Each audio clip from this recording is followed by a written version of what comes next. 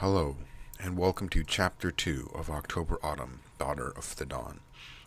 Chapter 2, A Moment of Sensuousness.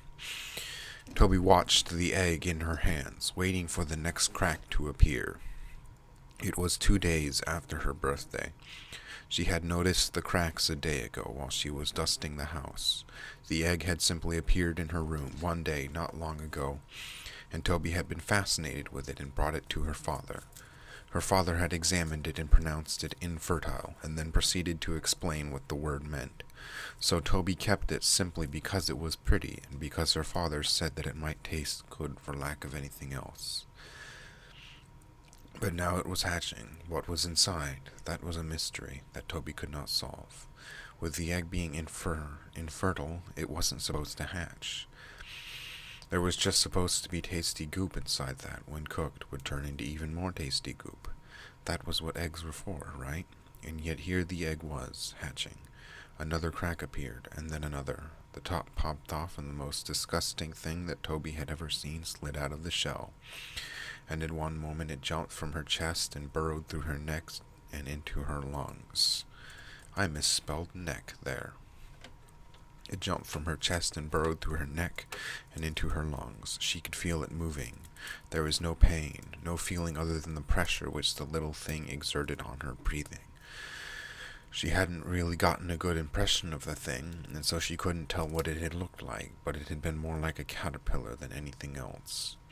A force ripped into Toby's mind. Her entire being was torn from her body, and she could suddenly feel a river of energy, a rushing torrent of all-powerful magic that she instantly recognized as the river of life, the source of all souls. And the thing that had burrowed into her chest was connected to it. She could feel it squiggling. It climbed up her neck, through her spine, and latched onto the back of her brain. She felt an intelligence, infantile, but greater than her own by 1,000 times. This intelligence started to wrap around her mind. Suddenly Toby understood things, not just small things, like what was happening to her, but bigger things about the nature of the universe and the relationships between people. Politics, nature, religion, physics, and math, all of it was open to her, and there was something else open to her. Magic, she knew it as such now. The word was there, floating in her mind. All she had to do was grab it. But she couldn't quite reach it. Not yet. It was there, guiding her, changing her from the inside out. But it wasn't ready for her yet. She wasn't ready for it. "Sleep, child," a voice spoke in her head. It came from the outside of her body. She knew it did.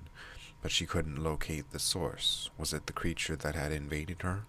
She couldn't tell. It seemed much larger than what had just happened to her, an intelligence of huge power and great wisdom.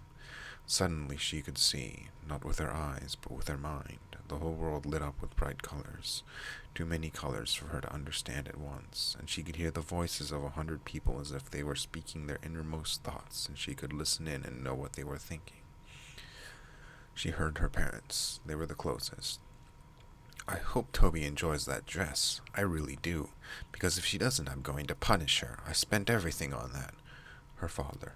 "I don't know why I did that. Why did I spend so much money? Why don't I spend more money on myself? God, I can't take this anymore. Why are we so poor? Damn that girl. If it weren't for her, I would be living a much better life now. Why did I have to go and buy that ribbon?" Another voice, this one her mother.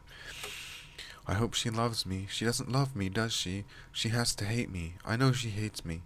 When she took that ribbon, she looked like she hated me for giving it to her. She hates me. She really, really hates me. I'm a worthless parent." They were both awake, Toby could tell. There was an afterglow of something sensual. Toby knew what it was now. It was something that had always bothered her, and she knew what it was. She understood it and knew what it meant. She knew that it was something natural. She wasn't afraid of it. Then she became aware of every living thing. The small spiders living in the corner of the roof, the rats under the foundation. She could see through their eyes, know that they were alive, know what they were thinking, even if it didn't reach the level of conscious awareness. And then she realized then that she was asleep.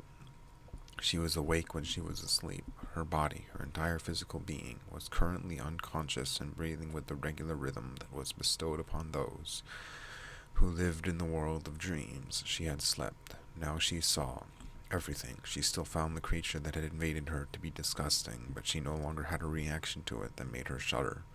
She accepted it as part of her being. This was the true form of mankind. The split between body and the soul was now manifest in her experience.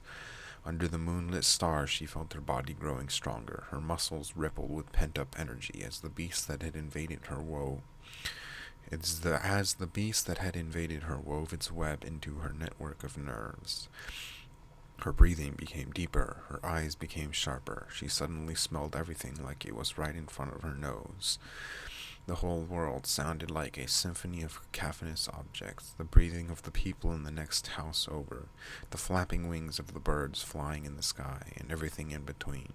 She knew that a watershed moment had occurred, not just for her, but for everyone who knew her. She didn't know how, exactly, but she did know that it had happened, and it was now over. She stayed in her awakened sleeping state for the rest of the night, listening to the sounds of the outside world. And that is October Autumn, Daughter of the Dawn, Chapter 2.